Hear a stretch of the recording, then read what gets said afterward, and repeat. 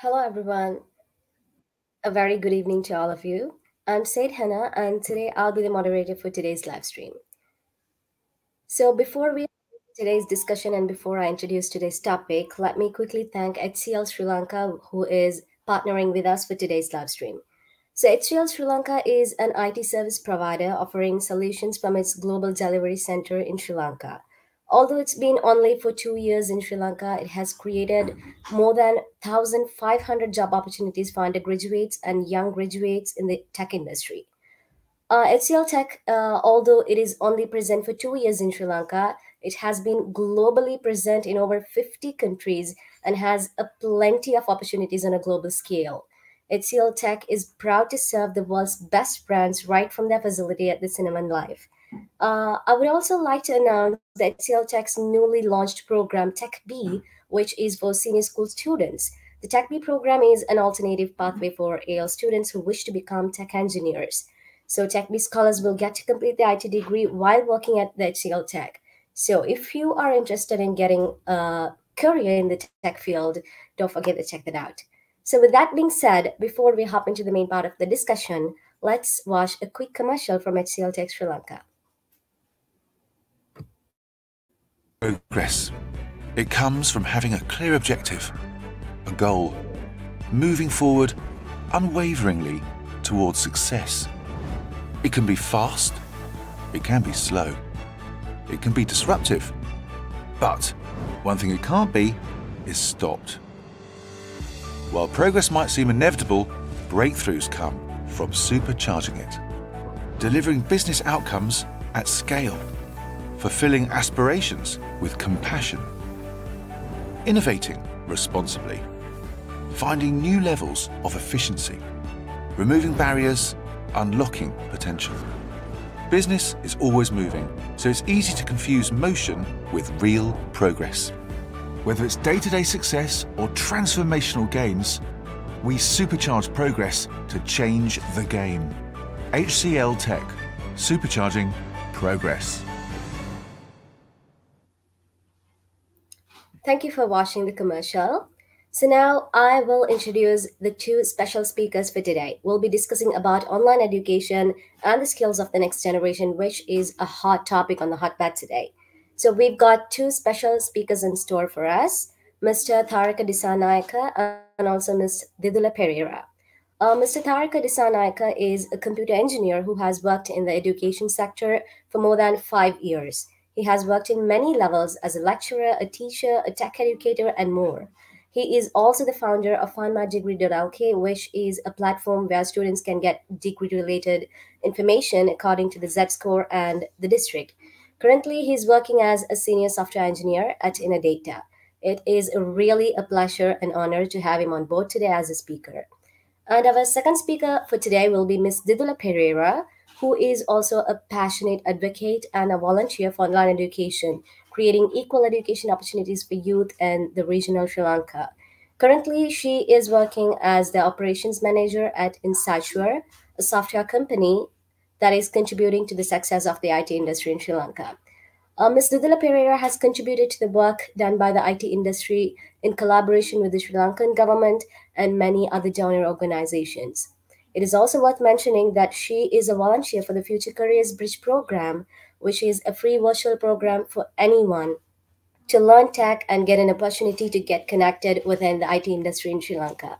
So with these two industry veterans, today we'll be discussing everything about online education and the skills the next generation, also the present generation, can build. So online education, e-learning, distance learning, they are no more buzzwords. They are the new normal these days. Even they became before they became the new normal in Sri Lanka, they have been popular in several other countries. Since the global COVID pandemic hit Sri Lanka, it has become a new normal in Sri Lanka as well. So is this beneficial or is this disadvantageous? What are the cons? What are the perks? That is the main focal point of the discussion today. So Ms. Didula Perera and Mr. Tharaka Dissanayake will be covering everything that we need to know about in this context. So stay tuned until the end and do not miss out on anything. So, Ms. Tharaka Dissanayake, to start off, I would like to ask you, what are the available platforms and tools for online education in Sri Lanka? Is it accessible? Is it helpful? How are these tools and platforms helping students? Is it beneficial or is it helping them in a bad way? Can you share your perspectives and thoughts on that, please? Yeah, thanks, Anna, for the question. So I've been teaching for almost 5 years, and when COVID hit, that's when like Sri Lanka started using online platforms for teaching and distant learning, mostly in schools.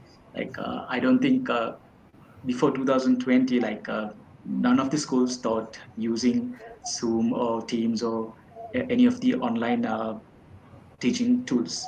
So there are many tools that we can use. Like the one that I mostly use is the Zoom, but there's Teams, then Meet, and I think almost everyone who has joined this meeting knows like what are these tools now, because now we use it day to day, like for all our work, right? So there are many advantages in learning this way. One is that you can learn from anywhere, and your teacher can be in any place, like he or she can be in USA, Sweden, or any country. Like you can learn from your home, and it saves a lot of time, right? We don't have to go to that place. The time we spend in public transportation, that time we can use for something efficient and something productive. So that's the main advantage that I see, that we don't have to travel and we don't have to spend time going to that place. And the other advantage is that we can learn from anyone around the world.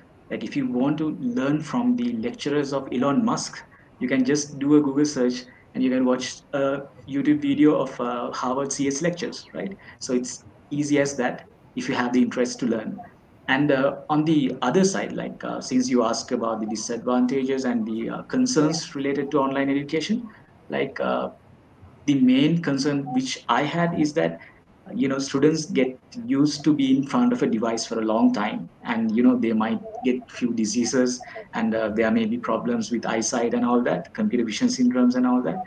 But the main issue that I see is that uh, you know they don't get to ask questions from teachers physically. It's not like being in a physical class, right? You can't always ask, and teachers can't understand like the mood of the students if the cameras are off, right? Like whether they are sleeping or eating, or whether they are bored. Like we can't get a feedback through online platforms. We can get a feedback through reactions and all that, and we can use the chat, but it can be false, right? They can say that they are listening, but they might be doing something else. So that's the main disadvantage. And they students need like social skills, and they need to develop soft skills, right? So in a school we focus in these areas too, like soft skills and other interpersonal skills. So when you're in a school, you do sports, you have various activities, you have clubs and societies. So this may help them to develop their personality. But when you go to online education, you will only meet guys through devices, right? So this might affect their uh, personality development. So that's it from my side. Yeah, that was very thoughtful and very explanatory. Thank you so much for your thoughts. Ms. Didula Perera, I would also like to know your thoughts on this. What do you think about these disadvantages? Do you think there are coping strategies or solutions for this? Do you think we can turn them into advantages? What are your thoughts on it? Yes, Hannah. I mostly agree with what Tharaka has said. In terms of disadvantages, yes, there are all those disadvantages, but now there is no other way. Now that we have learned, there are all these platforms that we can learn online, that we can watch these videos, that we can connect virtually. There is no going back now. We have all learned at work, at school, at everything else that we do. We know the virtual option is available. So we need to learn that as our new truth and see how we can work around it. Like I said, I agree with what Tariq said, mentioned as disadvantages, especially in terms of personality development, you making real connections with people, getting opportunities to network, make friends, all of that. What you could do is alternate these things, get into a hybrid mode wherever possible. Even if there is a school or a class or a university lecture that happens online, once in a while make it a point to come and meet in the classroom, come and meet in the university or school, and do group activities. And one other thing that happens through online teaching, education, and learning is we only focus on the subject matter. Whereas when we meet, we have a little bit of time for chit chat and socializing. But we jump onto the point when it comes to online and virtual learning and virtual teaching. So to avoid that, maybe slotting some time, be conscious about it, and slotting some time to, meet and socialize with people, get to know friends, all of that activities. Be conscious about it, and slotting those times also could be a way that we can avoid these disadvantages and come to a point where we make real connections with people, socialize with people as well. Yeah, that's a very thoughtful point. And yes, it is very true. I agree with that. So we have a lot of platforms, as Ms. Tharaka and Ms. Didula explained. We have a lot of tools, a lot of platforms for best virtual education, although they have side disadvantages like they are affecting the interpersonal skills and also the personality development. We've got coping strategies from Ms. Didula which can help us get through this and actually get the fullest advantage virtual online education has to offer us. So, in this context, I would like to raise my next question about the skill development. What skills, in the context of present and future, are in most demand, are in need? What skills do you think we should give priority for development in the present and also for the future? In future in mind, what skills do you think we should give more importance? What skills are in most demand? Mr. Tarak, I would like to hear your thoughts on it first. Tharaki on mute. Sorry for that. It's okay. As a teacher and a software engineer, I'm working with technology and I'm also working with education, right? So I see technological education as the highest, most in demand, and it is going to be the most important one for the future, because at the current moment, if you take Sri Lanka, like previously, engineering and I'm talking about traditional engineering fields like civil engineering, mechanical engineering sort of education, and having a degree in civil engineering or mechanical engineering. It was very variable, and they had so many job opportunities. But with the current context and the economic situations that we faced, the construction field is going on a downfall. So the job opportunities in that field is less, right? But in the technology field, since we can work remotely, many of my friends are working with companies across the globe, companies which are in USA from their home. So if you have a technical education background, you can apply to these jobs and you can land on a job, and they have a really good pay, and they pay USDs, so you don't have to worry about the economical status in Sri Lanka. So technology. So when I say technological education, it mainly evolves around programming and getting to know like how to develop a system and all that. I think mostly these things are covered in software engineering or any other IT related degree that you would cover. So for school students, like I encourage them to learn a programming language and to use platforms like Future Career Bridge or any other online learning platforms or coding platforms to expand their skills in this area. And also the other most important thing that I see is soft skill development, like communication skills, like how to talk with people. English knowledge is really important. Like you have to be very fluent in English, like in order to communicate with the clients in abroad. So when we genuinely consider the prospect of jobs in future, like having a technical educational background and having the English knowledge seems to be the most highest in demand at the moment. Yeah, true. I totally agree with that. We are already in a very technical world we're living in. It's not a globe anymore, it's a global village. So, yeah, technical knowledge and communication skills are indeed in most demand in the present. and also they're going to be very handy in future. Mr. Didula, what skills do you agree with Mr. Tharaka, and what other skills do you think are in demand, present and future? Yes, I definitely agree. Sri Lanka, going along with the other countries in the world, we are heading to a digital economy. We are heading to a more and more tech-savvy world. The way we did things, even the simplest things like ordering food, getting a taxi, doing our banking, all of that is now digitalized. We like it or not, we are moving forward with this digital and tech-supported things all around us, including education and learning.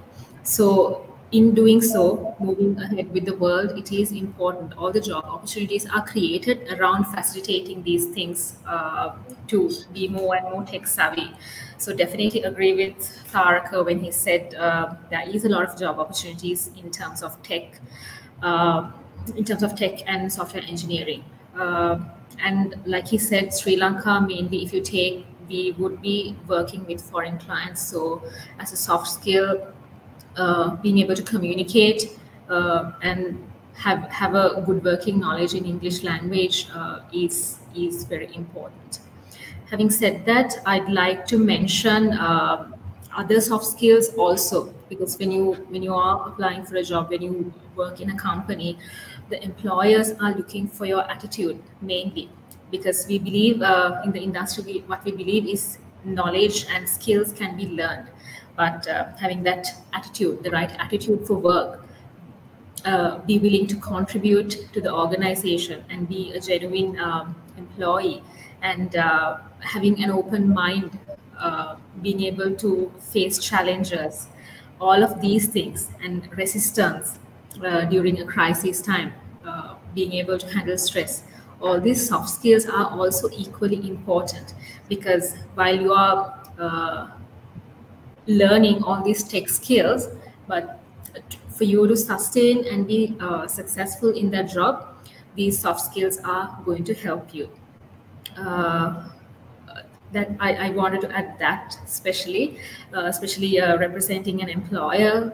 I'd like to say that, because that's one thing when we are recruiting people, that's one thing that we are looking at when we're having conversations with people. And Yes, at the same time, yes, yeah, going please back go one ahead. to the school education, I'd like to add taking up all the extracurricular activities during school time, during university time, is going to help you build these soft skills. Working with a team, working for a deadline, working with the budget, trying to get a sponsor for one of the events you all are organizing in school. So some stuff like that. When you are working in different clubs and societies in school, you're going to gain all this knowledge. I'd like to encourage the people who are watching this, the school students and university students, parents, teachers, to encourage people to do a lot of these extracurricular activities, projects on their own, help others, help the community. So that is going to give you a lot of extra experiences, be able to really network and make real connections with people, because that is going to come in handy when you come to work and be successful at work. Yeah, thank you so much for your thoughts, Ms. Didula. So these set of skills we discussed with Mr. Tharaka and Ms. Didula so far are going to help us in our personal life and also professional life.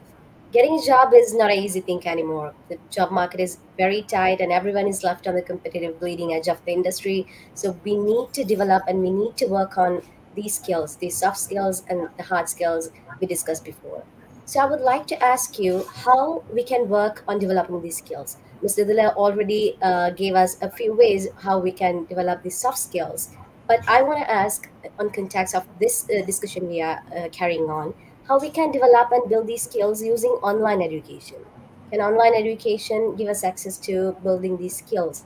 How can these skills be impacted with this kind of an educational system? Is it beneficial or is it disadvantageous? So, Mr. Tharaka, can you please share your thoughts? Yes, Hena. So your question is like, Yeah, my question is how you yeah. can use online education to build these skills we were discussing before? How can we build these skills using Yeah. online education? So like as Didula mentioned, like being a school student and going to all the activities that you can attend to would really build your skills. But when you're working with Yeah. online platforms, like we don't get to meet physically, right? We don't get to organize that many events in physical. But like having a hybrid approach like would make it interesting, right? Even for an employee who's working remotely, or even for a student, like even though they are learning distantly or from a remote location, if we can encourage them to come to the place like at least once a month, then and organize some events, then it would be interesting, right? But if the teacher is in a different country and the student is in a different country, then this won't be possible. But if the teacher and the student in the same country, then we can organize events. So maybe they can travel and meet. Yeah, and it could be interesting to see new friends, new people in a different area. You can organize events and all that, and then you can network with them and meet them. And also, like we have these other platforms like WhatsApp, Viber, and these messaging apps, right? So once you go to these online learning platforms, you can find friends, you can get their numbers, and then you can talk, or you can text, or you can have a WhatsApp group or Viber group, or you can chat with them, have fun. In that way, also, like you can build your communication skills, right? So if you have a friend from a foreign country, you've been talking in English, you can develop your English speaking skills, right? So likewise, you can use the technology also to improve your social skills. And also, like there are many platforms like Udemy and Linda, like, which offers uh, personality development courses. Like there are many personality development courses throughout YouTube. Even if you search in YouTube, you might find many free material on this, like to improve your speaking skills, your personality skills, and your presentation skills. So the theory part you can learn from the internet, and the practical part, you'd have to do it physically, right? So even if you don't meet your friends, school friends, like you can go out with your neighbors, or your friends who's in close proximity to you. So likewise, you can get together and practice the things that you learned using online materials through your life in physically. So that's what I wanted to say, Helen. Yeah, that's very thoughtful, and really that's true. We have to maintain the balance between remote and physical. We have to go on a balanced hybrid mode to make it successful, according to Tharaka. Ms. Didula, what are your thoughts on it? Do you think these online platforms facilitates the building of these skills? And do you also think that it is important to maintain a balance between remote and physical learning? Yeah, like I mentioned in the beginning, I am a strong believer of hybrid. Um, I understand, we all understand, it is now inevitable that we use these platforms to learn and work online, but hybrid approach is the best approach, as we have learned. And that's what the survey suggests. All these LinkedIn surveys and Gartner survey I have read a couple of weeks back. So what they're suggesting is a hybrid, like a flexible hybrid approach is what they're suggesting. So it is important that we find that right balance. Now people don't almost don't like being pushed to come into work over studies, but they need to be given the flexibility to choose whenever they would like to come into school or university or work. So they appreciate that flexibility. They've been comfortable at home, and their lifestyle is a little different because unlike those days, they don't really like to commute and spend hours and hours, especially in Sri Lanka, to come to to the center, for example, to Colombo, to learn or for work. So they appreciate that freedom to be able to do things from home, but to be given the flexibility also whenever they feel like to come in and network with people. So as organizations, as schools, as universities, I think it's important that we keep this behavioral pattern in mind when we are facilitating these things. Yeah, exactly. That makes perfect sense. We have to really have a flexibility. Me personally, I have an experience during this COVID-19 pandemic. I stayed indoors for too long, and then when I went out, I forgot how to speak to people. So it's really true. We need to have this flexibility so that we build our hard skills plus the soft skills. While you're at home doing everything remotely, you build your hard skills, but you lose your soft skills. That is very true. I agree with that. So I want to hear some of your personal experiences from online learning. Any positive experiences or negative experiences? Please feel free to share. Mr. Tharaka, you can go first. Yeah, so mostly I have positive experiences. Like as Mm-hmm. a teacher and a student, like I've been learning using online materials from my university days. Like when I was in school, like I passed out in 2010, and during that time, I did not have internet access at home, so I could not use any online material at that time. But when I went to university, and whenever I have had a lecture which I couldn't understand properly, or what the lecturer said was like confusing, like I always used to come back home and refer that content in the internet, and I was able to find many lectures on the same topic done by different lecturers on different countries, and which are very interesting, right? So I always used online learning during my campus years, even though we did not have like any problem like COVID or anything, right? We still attended to physical classes, but whenever I needed some extra knowledge or extra uh, thoughts into some content, I always referred in the internet.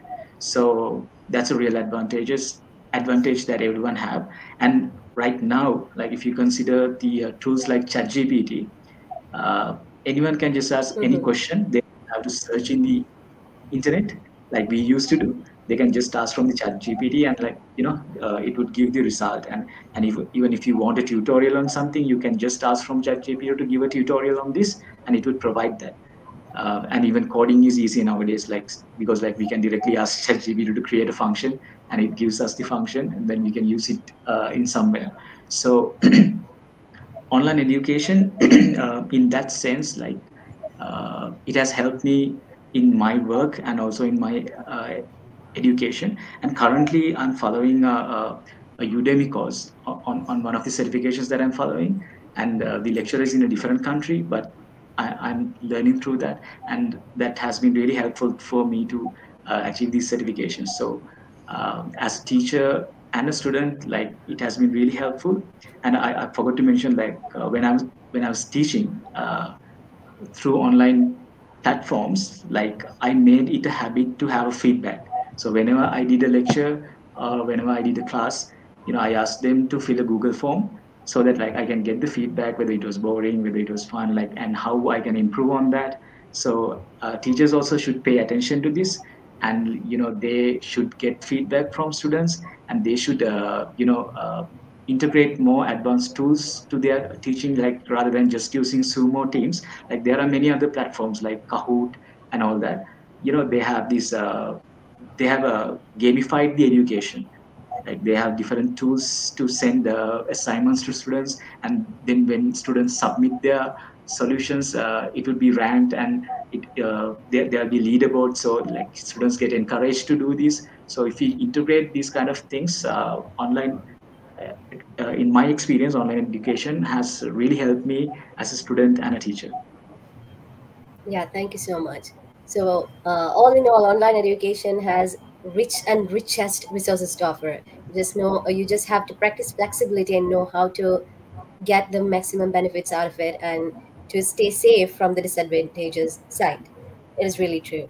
Mr. Dilla, do you have any experiences with online education and how it has influenced your educational journey, your future, or your present, or your past? How it has influenced and impacted you personally? Yes. Yeah. During the pandemic time, I also started my MSc. So that was started and onboarded and completed all during the Corona period, all virtually, 100%. We did not have one single physical classroom session. Yeah, it was. I mean, I missed being able to make friends and going to the classroom and interacting with the lecturer, all of that. But I mean, I was able to. I was able to learn from more than one lecturer, I would say. So I would participate in the lecture, and then I would do my own research. Where when I have a doubt, I would search it online and watch some other YouTube videos, uh, subscribe to something else, read blogs, and learn more and more about it, which maybe wouldn't have happened if I went to the class and tried to clear my doubts in the classroom itself. So, in that sense, I think there was a positive impact into that. But not necessarily. I mean, when you're going to the classroom, also you can do your own research and learn more. But I think now we have learned that skill. That's all. The knowledge is already available. The skill to use all this tool is what we need to develop among ourselves. And the most advantageous thing in online education and online working, I must say, is it doesn't have to stop even when you're traveling. Even if while the teacher could be traveling, the student could be traveling for any reason. It could be for holiday, it could be for a medical reason, it could be for any family matter. The process doesn't have to stop. It can keep going. It doesn't get interrupted. And most of these things are provided on demand. YouTube, and most of these online learning content is provided to you on demand. So even if you miss the class time, you are able to, whenever you are free, whenever you are available, you can just watch it and learn. And if you altogether miss that window, you can just search online. Like Tharaka mentioned, ChatGPT is the new friend. So you can ask the AI, and it will recommend you the content, and you can just browse through by yourself, and you can chat to your friends and talk about it and learn about things. So there are, I mean, it is a great experience. It is a golden age to live in, I would say. Yeah, thank you so much for those thoughts. I also think, after discussing with both of you, I also think that online education has so many resources, has exposure to a wide range of resources. We just need to know how to make proper use of them. That is really true. Finally, I also wanted to ask both of you, how can we adapt a healthy online education system? We know there are advantages and there are also disadvantages. As we discussed the cons and we also discussed the perks. So we have the choice to study physically, but considering the situation now, considering that online education is the new normal even in Sri Lanka these days, how can we adapt for a healthy style of online learning? What are the strategies we can use to implement it? Mr. Tharaka Dissanayake, do you have any thoughts on it? Yes, Hena. So, as I mentioned earlier, like Mm-hmm. online education is the new norm, and it's cost effective, it's productive, it saves us time. So we have to move forward with it. And as Didula said, it's the new norm, right? So, anyways, it's going to be the future. Like even though we have physical classes, online education and online commuting will still be there, right? So, and you're asking like how to make it healthy. As I Yes. mentioned earlier, right? You know, when you're teaching, if we can integrate more interesting methods to teach students using these online tools, it would be fun. Like even for Zoom and Teams, like there are apps that which we can integrate to ask group questions, or uh, integrate them into separate chat groups and to do group activities and all that. So that would really help. And uh, and the other thing, I think this is also we mentioned earlier, that we can have a hybrid setup. Like even though we are doing online, like having 1 or 2 days, at least for a month, we can meet and have few events, or as a team we can go out for dinner, or we can have lunch together, or some kind of thing. If we can organize in the class or the university or the school or the workplace, it would be really helpful to maintain this healthy online platforms.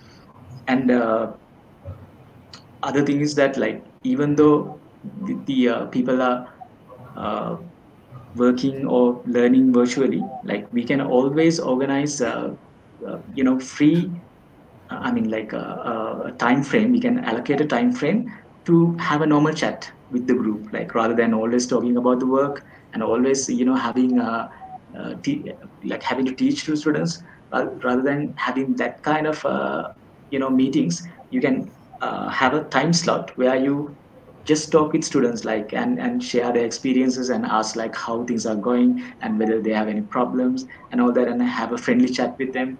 That would be really helpful to maintain a healthy online education system.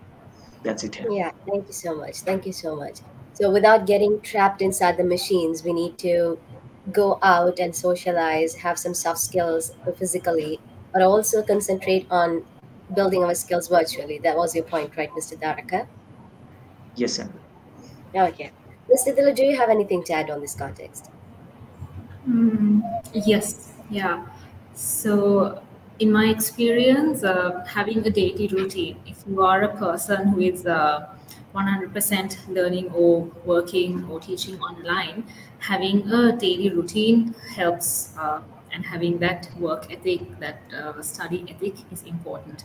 I see a lot of people have this habit of, for example, if you start your day online at 9 o'clock, let's say, they would just jump out of bed at 8:50 and join 8:50 or 8:55 and just join the call and not on their camera. I've heard and I've seen this habit mostly in young people.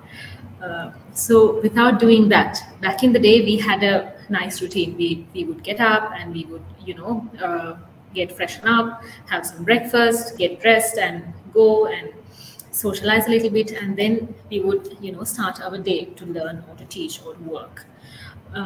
That has all gone out of the window now, because we can just jump out of the bed into the computer and start doing the thing. It shouldn't be the case, in my opinion. There's a lot of research done. There's a lot of best practices that the world is talking about. We need to go back to that routine where you get up at a certain time and you have some breakfast, you get dressed, and you switch on your camera and then start the work day, rather than forgetting all of that and just jumping into work and then skipping breakfast. All of that is and then be seated all the time. All of that is causing a lot of health hazards. So without doing that, be conscious, see the amount of work that you need to do on that day, plan ahead, get up on time, and then be actually present for that. That is one advice I would like to add. And then with online work or online studies, we tend to not step out of the house much, and then we work or study till very late without actually having a clocking off time. Being mindful of that, and keeping an alarm maybe at 6 o'clock or at whatever the time your alarm goes off, and that's your reminder to, okay, then you need to switch off, and then be away from your devices and spend a little time with your family, with your friends or whatever, and then take a little walk, eat something, cook something, do all of that also. Especially if you're learning or teaching online, and then again to socialize also. If you go to Facebook or Instagram or TikTok, that's not really giving your eyes or your brain that needed time off. So you need to be conscious. If you're not going out of the house, you're not getting any sunlight, all those problems. So being conscious about it and taking the right decision for your health is very important too. Yeah, thank you so much. So, for adapting a healthier online education style, we need to build a proper routine for ourselves and opt for a hybrid mode whenever possible, and also have real life interactions. These things can help you opt for a healthy style of online learning and get access to the richer resources it has to offer. And it can help us go to greater lands in our future. So, throughout our discussion, we are very clear that there are tons of skills we can develop and we can build using online education. Although there are a few disadvantages, as we discussed, we have also come up with alternative coping mechanisms and solutions for that. So if we handle them in the correct way, we're going to get rid of all those disadvantages and take only the benefits and build all the skills we need for the present and also for the future. So technology is the main thing, the main skill that we need to foster in ourselves. And online education is sure going to help us do that. Is there anything else you want to add as the final thoughts? I'd like to mention some of the online tools that is available in Sri Lanka and across the globe that is available for anyone to learn any skills. So Tharaka touched upon Coursera, Udemy, and platforms like that. Apart from all of that, there's YouTube, there's Google, there's ChatGPT. All of that is also available. You can just ask the question what you want to learn, and then they will give you the answers. And apart from all of that, also there's Sri Lankan platforms that were built, and they are mostly free of charge, and they have curated content in a Sri Lankan context that people can go and learn for free of charge. Some of these things our viewers can go and check out and really share with their friends, and let others also take the real benefit out of these things. For example, e-Taksalava is done by the ICTA. It has all the material for the school-going students. All the school syllabuses are available in e-Taksalava. So this platform, I think it helped during the COVID times for people to, look at the lessons, and even though they couldn't go to school, they could look at these lessons and go through the study material from home. And then IT industry /com have put together Future Careers Bridge program, which is again a free of charge program to learn tech and get connected with the IT industry. And Tech Kids is also such a platform free of charge that is implanting these coding skills at a very young age for school students. And there's DP Education, eLearning.lk, ulead.lk. All these platforms are also geared towards creating job opportunities, IT education, and mostly any subject you can learn. There's curated content, and all of those are free. So I encourage our viewers to go and check these out and get the benefit from them.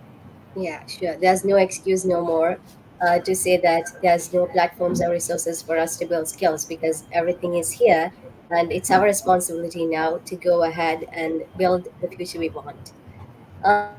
Thank you so much for joining in for today and having an insightful and very beneficial conversation, and actually giving a spark in everyone's mind to what online education is and how we can beneficially use it to make it beneficial to our future and also make it beneficial to our present. Thank you so much, Mr. Tharaka and Ms. Didula, for joining in and having this conversation. It was really an honor to have you on board today. Thank you so much. And also, I would like to thank HCL Sri Lanka again for powering this event. Go check the B program, the Tech B program again, if you are interested in pursuing a career in the technological field. Thank you so much. Thank you very much. Thanks, Anu.